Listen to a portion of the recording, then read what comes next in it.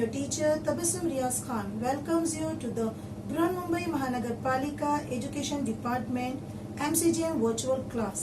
Let us start our lesson by this presentation. अस्सलामुअलैकुम प्यारे बच्चों, ये वीडियो MCGM की जानिब से वर्चुअल क्लास के लिए पेश किया जा रहा है और मैं हूं आपकी वो तीसरी मोहल्लिमा तबस्सुम रियाज खान। तो चलिए शुरुआत करते हैं हमारे आज के लेसन की। हमारा आज का सबक है जमात चहारुम की किताब माहौल का मुताला 1 से और हमारे सबक का नाम है सबक नंबर 20, मेरी जिम्मेदारी और हसासियत। I will be responsible and sensitive.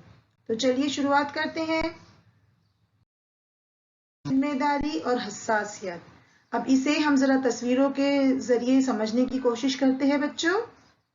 जी हाँ, दीबा की सालगिरह थी और दीबा ने अपनी सहेलियों को अपनी सालगिरह में घर पर मदऊ किया था, दावत दी थी। अब दीबा क्या करती है, अपने घर पे उसने जोर में गाने बजाना शुरू कर दिया।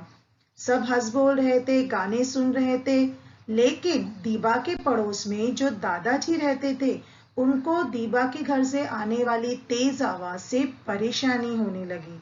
तो दादाजी ने क्या कहा, दीबा से गाने की आवाज कम करने के लिए कहा, क्योंकि दादाजी हाई ब्लड प्रेशर के मरीज थे। दीबा को क्या हुआ, दीबा को दादाजी की परेशानी का, तकलीफ का एहसास हुआ, क्योंकि दीबा के घर से होने वाली आवाज से दादाजी के दिल की धड़कन बढ़ गई थी और उन्हें तकलीफ होने लगी थी। और दीबा ने उन दादाजी की तकलीफ का एहसास होते ही अपने घर के गाने की आवाज को बिल्कुल कम कर दिया। तो इसे ही कहते हैं हसासियत। जब हमें बच्चों अपने पड़ोस के, अपने घर वालों के, खानदान की तकलीफों का एहसास हो, हम उनकी तकलीफों को, उनकी दिक्कतों को, उनकी मुश्किलों को समझने लगे, उसको महसूस करने लगे, उसे ही हम कहते हैं हसासियत। दीबा ने दादाजी की तकलीफ को महसूस किया और उसने अपनी जिम्मेदारी निभाई और उसने अपने घर से आने वाली गाने की आवाज को कम कर दी। ठीक है, तो चलिए अब बढ़ते हैं आगे। राहिल की दादी अम्मा रोजाना राहिल का स्कूल से आने के लिए इंतजार करती थी। स्कूल से घर पर आने पर उसे खाना देती थी। स्कूल में क्या क्या हुआ बड़े शौक से राहिल की वो बातें सुना करती थी।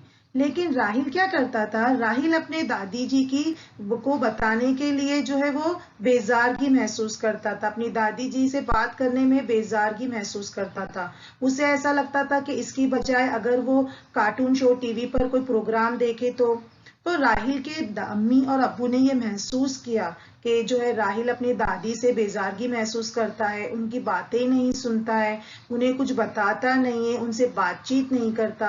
तो अब्बू ने क्या किया, राहिल को समझाया, उसे अपने गलत रवैये का एहसास दिलाया। अब्बू के समझाने पर राहिल को एहसास हुआ कि वो ये गलत कर रहा है। तब राहिल ने क्या किया, दादी अम्मा से मोहब्बत से बातचीत करने लगा। यानी राहिल को अपनी गलती का एहसास हुआ, उसे दादी अम्मा की तकलीफ का एहसास हुआ कि वो जो दादी अम्मा से जो गलत रवैया उसने अपनाया था, उनसे गुफ्तगू में टाल मटोल कर रहा था, वो गलत था। और उस एहसास को कायम रखते हुए राहिल ने क्या किया, अपने रवैये में तब्दीली लेकर आ गई और दादी अम्मी से मोहब्बत से बातचीत करने लगा। तो राहिल की दादी अम्मा भी उससे खुश हो गई। जी हाँ बच्चों, हमारे जो बड़े हमारे घर में रहते हैं, हमारे दादी दादा, वो हमारे लिए दिन भर में बहुत काम करते हैं, हमें अपने साथ में बिठाते हैं, हमें हमारे खाने का ध्यान देते हैं। लेकिन ये हमारे घर में जो ज़ईफ इंसान होते हैं वो बहुत से काम खुद नहीं कर सकते। जैसे कि वो अकेले कहीं जा नहीं सकते तो हमें उनकी मदद करनी है, ऊंचाई से कोई चीज नहीं निकाल सकते तो हमें उनकी उसमें मदद करनी है, अगर दुकान से कुछ सामान लाना है तो हमें उन्हें वो चीजें लाकर देनी है ना। दादी अम्मा की हमें मदद करनी है, उनके साथ बैठकर उनकी बातें सुननी है, उनसे बातें करनी है, उनकी ज़रूरतों का ख्याल रखना है। तो अगर बच्चों हम ये तमाम काम करेंगे तो ये हमारी हसासियत कहलाता है कि हमें उनकी तकलीफ का एहसास है, हमें उनके आराम की फिक्र है। अक्सर दादा दादी का बेटा जो मशगला होता है वो क्या होता है कि वो अपने पोते पोतियों से बातचीत करे, उनके साथ में वक्त गुजारे। तो ऐसा करने से उन्हें खुशी महसूस होती है। तो बच्चों आप भी आपके घरों में अगर दादा दादी है तो उनके साथ में वक्त गुजारे, उनकी मदद करे, उनकी तकलीफों को समझे, उनके साथ बैठ के बातचीत करे। तो इससे क्या होगा, आपके दादा दादी को खुशी महसूस होगी और वो बहुत अच्छा फील करने लगेंगे, ठीक है, और हमेशा खुश रहेंगे। चलिए आगे देखते हैं।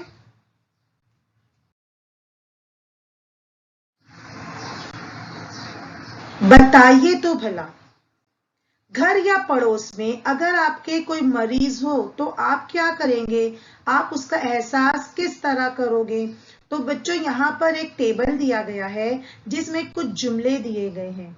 जो जुमला सही है आपको वहां पे सही का निशान लगाना है, और जो जुमला आपको लगता है ये गलत है वहां पर आपको गलत का निशान लगाना है। तो चलिए शुरुआत करते हैं। मरीज को वक्त बेवक्त मिलने के लिए जाए, क्या ये सही है? बिल्कुल सही नहीं है। मरीज को आराम की जरूरत होती है तो हम इन्हें आराम के वक्त में डिस्टर्ब ना करें, तो ये हो गया गलत। दूसरा जुमला है, मरीज को वक्त पर दवा दें, बिल्कुल सही। हमें मरीज को यानी जो बीमार है, जो पेशेंट है, उनको वक्त पे दवा देनी है ताकि वो जल्द अज जल्द बीमारी से आजाद हो जाए। मरीज को खाने के लिए तली हुई चीजें दे, बिल्कुल गलत। मरीज को जितना हो सके सादा सिंपल खाना हम खाने के लिए दे तो मरीज जल्दी ठीक हो जाते हैं। चौथा जुमला, मरीज को गैर जरूरी मशवरा ना दे, बिल्कुल गलत। अक्सर जो मिलने के लिए लोग आते हैं वो अपने अपने मशवरे देना शुरू करते हैं, आप ऐसा करोगे तो अच्छे हो जाओगे, लेकिन हमें ये सोचना चाहिए कि हम मरीज को गैर जरूरी मशवरा ना दे ताकि हमारे मशवरे से उन्हें कोई तकलीफ ना हो। तो बिल्कुल सही है, हमें मरीज को गैर जरूरी मशवरा नहीं देना चाहिए। नंबर 5 है, मरीज को वक्त पर खाना खिलाए, बिल्कुल सही। अगर हम मरीज को वक्त पे खाना खिलाएं तो उनमें बीमारी से लड़ने की ताकत पैदा होती है ना। उसके बाद, मरीज के कमरे में बुलंद आवाज में टीवी देखे, सही है? नहीं, बिल्कुल गलत जुमला। मरीज के कमरे में जितनी हो सके उतनी खामोशी हो ताकि मरीज जितनी ज्यादा आराम करेगा उतनी जल्दी वो ठीक हो जाएगा। मरीज को डॉक्टर को पूछने के बाद ही नहलाए, जी हाँ, बिल्कुल सही कि कुछ बीमारियां ऐसी होती है जिसमें नहाना जो है वो नुकसानदेह भी होता है। तो अगर मरीज को डॉक्टर कहता है कि इन्हें नहलाओ तो हमें नहलाना चाहिए, वरना हमें परहेज करना चाहिए। बेहतर महसूस करने पर बगैर डॉक्टर से पूछे दवा देना फौरन बंद कर दे, बिल्कुल गलत। अगर हम बिना डॉक्टर से पूछे हमें अच्छा लग रहा है हम दवाई बंद कर देंगे तो हो सकता है वो बीमारी दोबारा लौट कर आ जाए। तो अगर हमें अच्छा भी महसूस हो तो हमें डॉक्टर को एक मर्तबा बता देना चाहिए, और अगर डॉक्टर कहें कि नहीं अब बिल्कुल आप फिट हो गए हो तो आपको मेडिसिन लेना बंद कर देना चाहिए। तो बच्चों याद रखिए इन चीजों को कि अगर आपके घर में या पड़ोस में कोई भी मरीज हो तो आप उनका ख्याल रखते वक्त इन तमाम बातों का ध्यान देंगे। तो चलिए आगे चलते हैं। जी हाँ बच्चों, क्या आप जानते हैं हमारे मुल्क से पोलियो का खात्मा करने में हमें कामयाबी हासिल हुई है। आलमी अदारे सेहत यानी WHO, वर्ल्ड हेल्थ ऑर्गेनाइजेशन ने इसके लिए हमारे मुल्क की तारीफ की है। गुज़श्ता कई बरसों से पोलियो खात्मा मुहिम जारी रहने से हमारे मुल्क में पोलियो का खात्मा हो गया है और हमारे मुल्क ने पोलियो पर काबू हासिल कर लिया है। تو بچوں یہ جو 2 بوند زندگی کے ہیں، آپ ٹیلی ویژن میں ٹی وی پہ اس کے ایڈورٹائز دیکھتے ہوگے، آپ جگہ جگہ پہ اس کے جو ہے بینرز لگے ہوئے دیکھتے ہوگے، اشتہارات. 2 بوند زندگی کی، یہ پولیو کے لیے ہے، اور اسی وجہ سے ہمارا پولیو، بھارت جو ہے وہ پولیو فری ہو گیا ہے. تو ہر سال جو ہے 24 اکتوبر کو ورلڈ پولیو ڈے منایا جاتا ہے. ٹھیک ہے، تو اس میں جو ہے پولیو کے لیے کچھ دن مخصوص ہوتے ہیں، تو اس وقت جو ہے وہ چھوٹے بچوں کو جو ہے وہ 5 سال سے کم عمر کے بچوں کو جو ہے پولیو کی دوائی خوراک پلائی جاتی ہے. تو یہ ہے ورلڈ اور ہیلتھ آرگنائزیشن، عالمی ادارہ صحت کی جانب سے چلائی جانے والی مہم. اس کے ذریعے بھی ہمارے بھارت دیش نے جو ہے پولیو پر قابو حاصل کر لیا ہے، اور اب ہمارے دیش میں پولیو نہ کے برابر رہ گئے ہیں. آگے دیکھتے ہیں.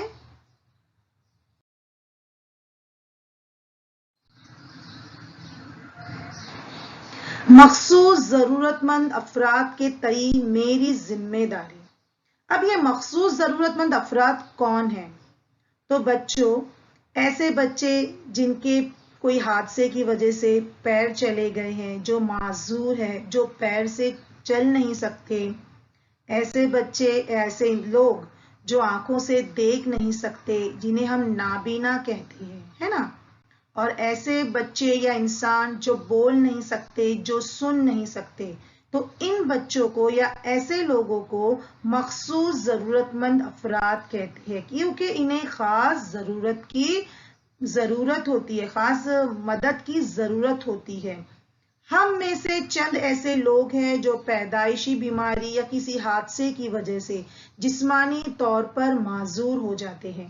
ایسے افراد کو عوامی مقامات پر آنے جانے کے لیے کئی رکاوٹوں اور دقتوں کا سامنا کرنا پڑتا ہے، اس لیے انہیں مخصوص سہولتوں اور مدد کی ضرورت ہوتی ہے. تو ہمارا کیا فرض ہے؟ ان مخصوص ضرورت مند افراد کے تئیں اپنی ذمہ داری نبھائیں، ان کی جو ہونے والی دقتوں کو، مشکلوں کو، رکاوٹوں کو ہم احساس کریں اور ہم ان کی مدد کریں. اب ہم ان کی مدد کس طرح کریں گے؟ چلیے دیکھتے ہیں ہماری اگلی سلائیڈ میں. جی ہاں بچوں، آپ نے اکثر دیکھا ہوگا کہ کئی بلڈنگز میں، کالجز میں، آفیسز میں سیڑھیوں کے ساتھ ساتھ ریمپ لگے ہوتے ہیں. اسے کہتے ہیں بچوں ریمپ. یہ ریمپ لگے ہوتے ہیں سیڑھیوں کے ساتھ ساتھ، تاکہ جو بچے یا جو انسان ویل چیئر پر ہوتے ہیں، جو پیروں سے معذور ہوتے ہیں، تو ان لوگوں کو ویل چیئر پر اس ریمپ کے ذریعے آسانی سے بیت الخلاء میں یا اوپر کی منزلوں پر لایا لے جایا جا سکے. تو اسے کہتے ہیں ریمپ. یہ مخصوص ضرورت مند، جیسے کہ ایسے لوگ جن کے پیر نہیں ہوتے یا جن کے پیر جو پیروں سے معذور ہوتے ہیں، ان کے لیے یہ ریمپ کی سہولت ہوتی ہے. اس کے ذریعے انہیں اوپر کی منزلوں پر یہ ڈھلان سے آسانی سے پہنچایا جا سکتا ہے. کئی جگہیں ایسی ہوتی ہے جہاں پر یہ سہولتیں دستیاب نہیں ہوتی، لیکن یہ سہولتیں دستیاب ہو یا نہ ہو، لیکن ہمیں ایسے مخصوص ضرورت رکھنے والے افراد سے محبت سے، ہمدردی سے پیش آنا ہے، ان کا احساس کرنا ہے اور وقت ضرورت ان کی مدد کرنی ہے. تو یہ تو ہو گیا بچوں کہ مخصوص ضرورت مند رکھنے والے بچے لوگ، جیسے کہ جن کے پیر نہیں ہو تو ان کے لیے ہم ریمپ کی سہولت کر سکتے ہیں. ایسے اور بھی مخصوص ضرورت مند رکھنے والے افراد ہیں، ان کے لیے ہم کیا کر سکتے ہیں؟ چلیے آگے دیکھتے ہیں. جی ہاں بچوں، جو لوگ آنکھوں سے نابینا ہوتے ہیں، آپ نے اکثر راستوں پر دیکھا ہوگا کچھ جو نابینا ہے وہ ہاتھوں میں سفید اور لال رنگ کی چھڑی لے کر چلتی ہے. اس سے کیا ہوتا ہے؟ ہمیں پہچان آ جاتی ہے کہ یہ شخص نابینا ہے اور ہم ان کی جو ہے وقت ضرورت مدد کر سکتے ہیں. ان کے لیے کیا ہوتا ہے؟ اس چھڑی کی مدد سے چلنا آسان ہو جاتا ہے. ایک اور ہم ان کی مدد کر سکتے ہیں کہ اکثر بلڈنگوں میں، لفٹ میں ایسے افراد کے لیے بریل لپی میں جو ہے لگائے جاتے ہیں نمبر پلیٹ یا کوئی بھی ایسا بورڈ. تاکہ اس کے ذریعے نابینا افراد جو ہے بریل لپی کے ذریعے آسانی سے اسے پڑھ سکے اور جو ہے اپنی جو منزل پر جانا ہے وہاں پر جا سکے. یہاں تک کہ بچوں ووٹنگ مشین پر بھی بریل لپی کی سہولت ہوتی ہے نابینا افراد کے لیے. تو بچوں یہ جو لوئس بریل تھے انہوں نے نابینا لوگوں کے لیے اس کا جو ہے ایجاد کی. اب یہ بریل لپی کیا ہے ذرا اس کے بارے میں ہم تفصیل سے جانتے ہیں. جی ہاں بچوں، بریل لپی کیا ہوتی ہے بچوں کہ بریل لپی میں کچھ نقطے ہوتے ہیں. کاغذ پر دباؤ ڈال کر نقطوں کو ابھارا جاتا ہے اس طریقے سے، اور اس طریقے سے جو ہے اس پر ابھار پیدا ہو جاتا ہے جس پر ہاتھ پھیر کر جو نابینا افراد ہے جو دیکھ نہیں سکتے، بلائنڈ ہوتے ہیں، وہ آسانی سے اس پر ہاتھ پھیر کر لکھا ہوا جو بھی میٹر ہے جو بھی مواد ہے اسے آسانی سے پڑھ سکتے ہیں. تو اگر کتابیں نابینا لوگوں کے لیے مخصوص کتابیں بنائی جاتی ہیں لیکن کچھ کتابیں ہوتی ہے جو ان کے لیے نہیں بنی ہوتی، جو بریل طرز کی نہیں ہوتی، تو ایسے وقت میں ہمیں کیا کرنا ہے، ایسی کتابیں اپنے دوست یا اپنے پہچان والوں کو پڑھ کر سنانا ہے، اپنی سہیلی کو پڑھ کر سنانا ہے کہ جو کتاب انہیں پسند ہے لیکن وہ بریل لپی میں نہیں ہے، وہ اسے نہیں پڑھ سکتے، تو اس کو پڑھ کر سنانے میں آپ ان کی مدد کرو گے. تو یہ ہوتی ہے بچوں بریل لپی جس میں کچھ ابھار ہوتے ہیں، نقطے ہوتے ہیں جسے پڑھ کر جو ہے وہ مواد نابینا افراد پڑھ لیتے ہیں. اس کے بارے میں اور تفصیل سے ہم جانتے ہیں. جی ہاں بچوں، یہ بریل لپی میں کچھ اس طرح سے، جیسے الفابیٹ اے کے لیے اس طرح سے ہوتا ہے ایک نقطہ، الفابیٹ بی کے لیے اس طرح سے نقطوں کو ابھارا جاتا ہے، تو جس پر ہاتھ پھیر کر جو ہے افراد آسانی سے، جو نہیں دیکھ سکتے وہ آسانی سے ورڈز کو پڑھ لیتے ہیں، ہے نا. دیکھیں اس طریقے سے نقطوں کو ابھار دیا جاتا ہے. ایل کے لیے 3 نقطے ہیں. اب چلیے ہم آپ کو بتاتے ہیں وہ کیسے پڑھتے ہیں. جیسے کہ ایک نام لکھا ہوا ہے اسلم.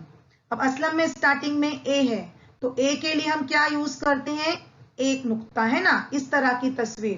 تو ہم نے اے کے لیے یہ استعمال کیے. بی کے لیے 2 نقطے، بی کے لیے اس طرح سے ہے، سوری ایس ہے اس کے بعد میں، تو ایس کے لیے ہم استعمال کریں گے یہ والا، ہے نا، یہ ہو گیا ایس، اے ایس. اس کے بعد ہے ایل کی باری. تو ایل کے لیے بچوں یہاں پر ہم اس چیز کا استعمال کریں گے، اس اشارے کا استعمال کریں گے، تو ہم نے لکھ دیے ایل. اس کے بعد دوبارہ اے اور اس کے بعد آتا ہے ایم. یہاں پر ہے ایم، ہے نا. تو یہاں پر اس طرح سے نام لکھا ہوتا ہے بریل لپی میں، تو جسے آسانی سے جو ہے نابینا افراد ہاتھ پھیر کر سمجھ لیتے ہیں اور پڑھ لیتے ہیں. تو یہ ہو گیا بیٹا نابینا افراد کے لیے بریل لپی کا استعمال، جس کے ذریعے وہ آسانی سے دیے گئے مواد کو پڑھ لیتے ہیں اور پھر لکھ بھی لیتے ہیں. اب تو یہ ہو گیا نابینا افراد کے لیے. اب آگے چلتے ہیں. جی ہاں بچوں، مخصوص ضرورت مند افراد میں ایسے لوگ بھی شامل ہیں جو بہرے اور گونگے ہوتے ہیں، جو نہ تو سن سکتے ہیں اور نہ ہی بول سکتے ہیں. تو بچوں ایسے افراد کے لیے اشاروں کی زبان ہوتی ہے. انہیں اشاروں کی زبان میں سکھایا جاتا ہے. جس طرح اے کو ہاتھوں کے اشارے سے اس طرح ظاہر کیا جاتا ہے، وہ بول نہیں سکتے لیکن دیکھ کر وہ سمجھ جاتے ہیں کہ یہ اے لکھا ہے، یہ بی لکھا ہے، یہ سی لکھا ہے.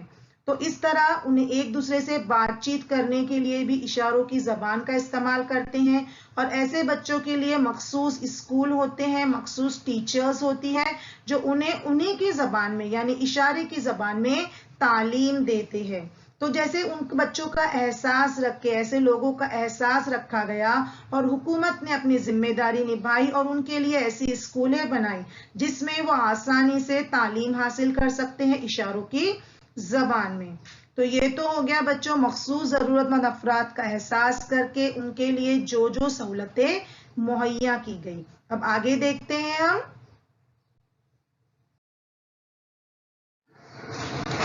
کیا آپ جانتے ہیں مخصوص ضرورت مند افراد ایسے کچھ لوگ ہیں جنہوں نے अपनी माजूरी को अपनी कमजोरी न समझते हुए, अपनी वीकनेस न समझते हुए बहुत तरक्की की और अपना एक नाम कमाया।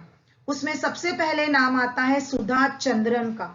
सुधा चंद्रन एक बेहतरीन भरतनाट्यम की डांसर है, जिनका एक हादसे में वो अपना एक पैर गवा बैठी, लेकिन फिर भी उन्होंने हार नहीं मानी। जो नकली पैर होते हैं, जो मसनूई पैर होते हैं, उन पैरों की मदद से उन्होंने अपने डांस को जारी रखा और आज वो एक बेहतरीन और मशहूर ना सिर्फ एक्ट्रेस है, अदाकारा है, बल्कि बहुत बेहतरीन डांसर भी है। उसके बाद आते हैं रविंद्र जैन। ये नाबीना थे, लेकिन उन्होंने अपनी नाबीनाई को वो देख नहीं सकते थे, उन्होंने अपनी कमजोरी नहीं बनाई। उन्होंने कई फिल्मों, टीवी सीरियलों में म्यूजिक दी और बेहतरीन म्यूजिक के लिए उन्हें कई सारे अवार्ड्स भी मिले। उसके बाद आते हैं शरद गायकवाड़। ये एक हाथ कमजोर था, एक हाथ जो है दूसरे हाथ की बनिस्बत छोटा है, लेकिन फिर भी तैराकी के मुकाबले में, तैराकी में, स्विमिंग में उन्होंने मुल्क भर में, दुनिया में अपना नाम रोशन किया, अपने मुल्क का नाम रोशन किया। तो ये है शरद गायकवाड़। तो ऐसे भी कई लोग हैं जिन्होंने, जो मखसूस जरूरतमंद है, लेकिन फिर भी उन्होंने उसे अपनी कमजोरी नहीं बनाई, बल्कि उसे अपनी ताकत बनाई और अपना एक नाम कायम किया, अपने मुल्क का नाम रोशन किया, है ना। अब इस सबक से बच्चों हमने क्या सीखा, देखते हैं। सबसे पहले हमने ये सीखा कि हमारे खानदान और इलाके की अफराद की दिक्कतें समझना, वक्त पड़ने पर उनकी मदद करना हसासियत कहलाता है और उनका एहसास करके हमें अपनी जिम्मेदारी निभाना है और उनकी मदद करनी है। दूसरा, हमारे एतराफ या खानदान में मौजूद ज़ईफ, मरीज और मखसूस जरूरत वाले अफराद के साथ हमें मोहब्बत और हमदर्दी के साथ पेश आना है। तीसरा, हसासियत की वजह से हमें मदद करने की ख्वाहिश बढ़ती है ना। अगर हम ऐसे लोगों का एहसास करें जिनको तकलीफ में है, जो मुसीबतों में है, अगर हम उनका एहसास करें तो हमें खुद ब खुद उनकी हेल्प करने की, मदद करने की चाह पैदा होती है। तो बच्चों, हमेशा आप याद रखिए, अपने आसपास जिसको भी मदद की जरूरत हो और आप जैसी भी उसकी मदद कर सकते हैं, आप जरूर उनकी मदद कीजिए। के लिए इतना ही। उम्मीद है आपको सबक बहुत अच्छा लगा होगा। शुक्रिया, थैंक यू और अल्लाह हाफिज for this time. Students, video को लाइक कीजिए, चैनल को सब्सक्राइब कीजिए। इसके अलावा नीचे डिस्क्रिप्शन बॉक्स में चंद अहम क्वेश्चंस दिए गए हैं, जिसे आपको सॉल्व करना है, जिसके आपको आंसर्स देने हैं, और एक फीडबैक फॉर्म की लिंक आपको दी गई है जिसे आपको फिल करना है, ताकि ये वीडियो आपको कैसा लगा इसका फीडबैक हम जान सके। तो please kindly fill that feedback form link. बच्चों, आज हमने जो कुछ भी सीखा है आपको बहुत अच्छी तरह समझ में आ गया होगा। तो इंशाअल्लाह हम अगली बार एक नए सब लेसन के साथ मिलेंगे। आपको जो होमवर्क दिया गया है आप उसे अच्छी तरह कीजिए। तब तक के लिए अल्लाह हाफिज।